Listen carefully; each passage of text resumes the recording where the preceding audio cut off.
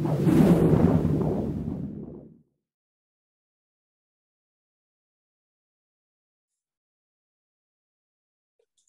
everybody. Welcome back to another episode of the Impact Series hosted by 40. Today, absolutely delighted to be joined by John Wheeler. John is the co-founder at Fermata Energy.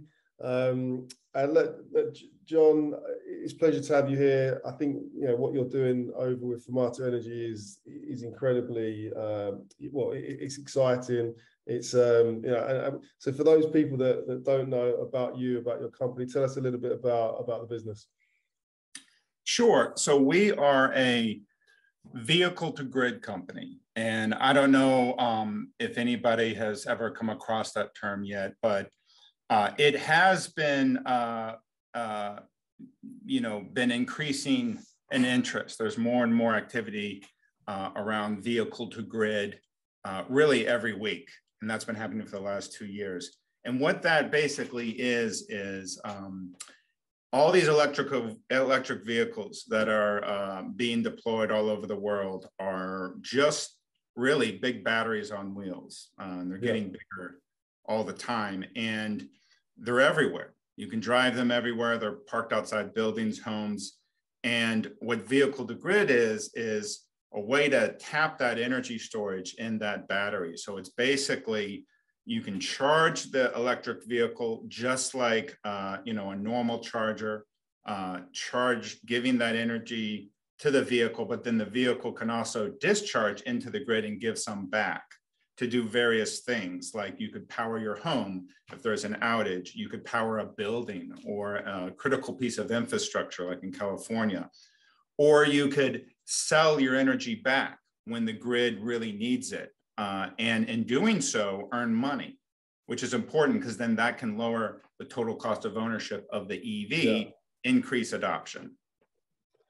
I mean, before we spoke, I hadn't really heard that term before. So vehicle to grid, but when you explain it like that, in terms of the electric vehicles are essentially just big batteries on wheels, and the possible implications that it really gets the cogs turning as to why actually it's this is something that could really be utilized. And like you said, in places, I know California, places like that get a lot of power outages. It's a way to, as you said, give back to the grid or power your home. I think it's really really interesting. Yeah. So I mean, so typically we kind of keep these conversations. I mean, so it's around about the impact that you're making. Sure. So I mean, look. So what would you say? I mean, the issue of power, but what's the kind of climate issue that Fermata Energy are kind of really helping with, and how are you solving that? What is your solution to that problem? Yes. So we've got a plan, and my founder David Slutsky founded the company almost 10 years ago, really with a whole kind of vision and mission, which is to do two things. The first is to get more renewable energy on the grid. And so we want to basically decarbonize the electricity sector. And renewable energy like wind and solar is actually pretty cheap to produce. It's actually that the cost of solar and wind over the last couple of decades has dropped significantly. And that is really no longer the barrier. What is the barrier now is that, the sun doesn't shine 24/7. And so what happens is we've got all this solar, we've got all this wind, and at certain parts of the day and in certain parts of the country, like California, Hawaii, and now in the Northeast and other parts, there's so much wind and solar that the grid can't use it all. And so they have to curtail it. But then you just wait a couple of hours when the sun starts going down, and everybody's coming home, cooking dinner, watching television, still using energy, and there's no renewable energy available. And so that's a big problem. So what we need is a way to save and store all that wind and sunshine, a way to store that energy for when we need it. So basically, what's happening now is we're building these large batteries, whether they're large, gigantic batteries for utility on the grid or batteries in our homes and our buildings. And the problem with that is, while that's important to have, it's very expensive. Batteries are very expensive themselves, and building stationary batteries is still very expensive. And so that's a major barrier to renewable energy right now. Now, the second thing the company was founded to do was to get more EVs on the road. And with EVs, you know, typically it has been range anxiety has been the big barrier there, but that's been getting solved because the batteries are getting bigger and bigger. Ranges now is like over 300 miles. And more charger networks are being deployed. But again, those batteries in those vehicles are still very expensive. So EVs are still very expensive. They're getting more expensive, almost becoming a luxury item. So that prevents a major barrier, cost barrier. But what's interesting about EVs is, again, these are just big batteries on wheels. And while we think we buy these EVs or a car in general to drive it around, what's actually true is we buy this car and then we park it 95% of the time. And that might sound weird, but it's actually true if you think about it. I mean, my car, for example, is parked 99% of the time. And I'm sure now with COVID, that number 95 has probably gone up because a lot of people aren't going into work every day, right? Yeah. And when we do drive the car, typically we don't drive it very far. We have 300 miles of range, 400 miles of range, but I mean, typically we just drive it like, 5-10 miles. We use a little small fraction of it, and we charge it every morning, right? It's charged up. So we buy this car, this battery on wheels, we park it 95% of the time where it sits full of energy doing nothing. And meanwhile, California is shutting off the power on a regular basis when the wind blows.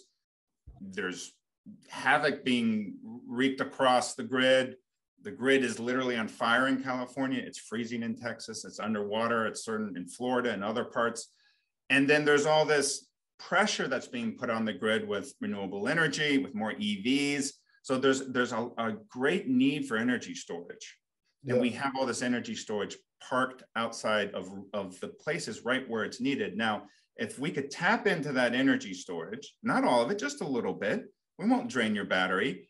We could sell the energy back, make some money in doing so, and then help lower the cost of that EV so that everyone can afford an EV, not just people with 3 Teslas, but like the 99%, right? And then if we can do that, that'll grow adoption, providing more EVs on the road, decarbonizing the transportation sector, and then also providing that storage that renewable energy needs in a very virtuous cycle. So that is kind of the whole mission, the whole plan of what we're trying to do. Well, okay, amazing. And so how does that work practically then? So in terms of finding a charging station, so specifically go to a Fermata Energy charging station, or station where you can sell your the spare electricity in your battery back to the grid. How does that actually work in practice? So this is, you're getting to the use case. How do you commercialize this? This is great, right? But how does it actually work? It seems pretty complicated. That has always been the barrier to vehicle to grid, or we say vehicle to everything, because we do vehicle to grid, right to the grid. We do vehicle to building, vehicle to home. We say vehicle to everything. To get this technology out there, what really the company focuses, we focus mostly on the software at this point, but we also offer hardware products and chargers made by partners. But what we really do is focus on the use cases. How do we commercialize this? How will people use this immediately? And who are they? What are the markets? And then how does that set us up for the next 2 or 3 years as more EVs get on the road, as more bidirectional EVs get on the road, as more markets open up? So today, what we are doing is Fermata is focusing initially on fleets. And so this could be like a municipal fleet, a commercial fleet. We are doing some interesting fleet use cases with shared mobility, as well as ride share. But all these are kind of, what they have in common, these are kind of controlled pools of vehicles where I can have a fleet of EVs. I know with pretty good certainty of, you know, what the duty cycle of that EV, what it's going to be doing every day.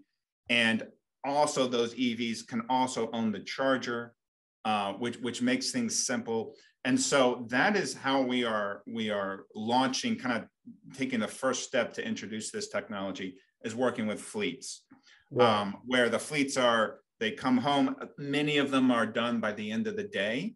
And at the end of the day, that is when the sun is coming down. That is when that battery is very valuable. So it works really nice with that application.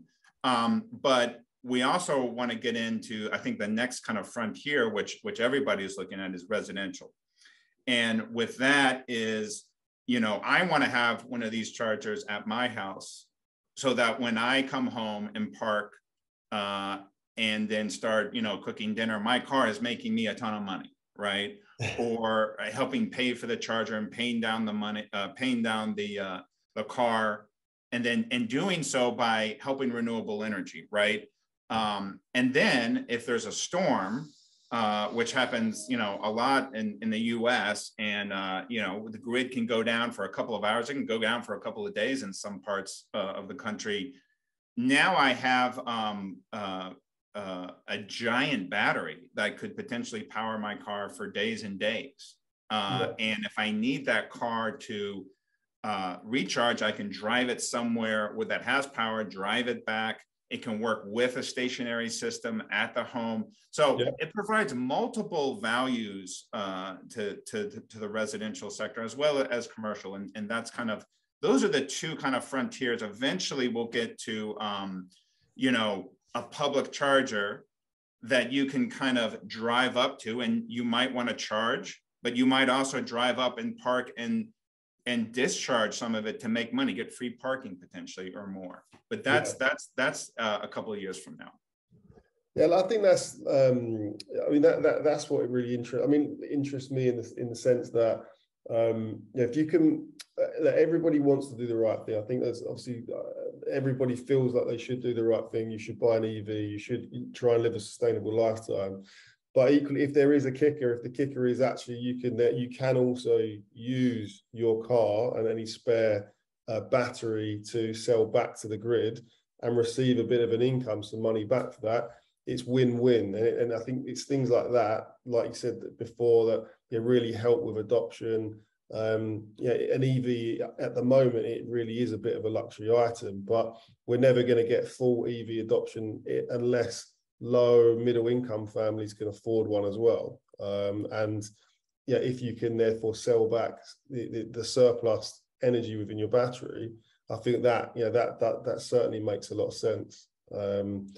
And as well, in the situations you outline where there is an outage and you can put some of that power back into put the heating on, or to cook dinner, things like that, again, invaluable. And in user cases, right across the world, not just limited to the States or Europe as well. Sure. It's kind of like a comparison I kind of make sometimes is it's kind of like the Airbnb of energy storage.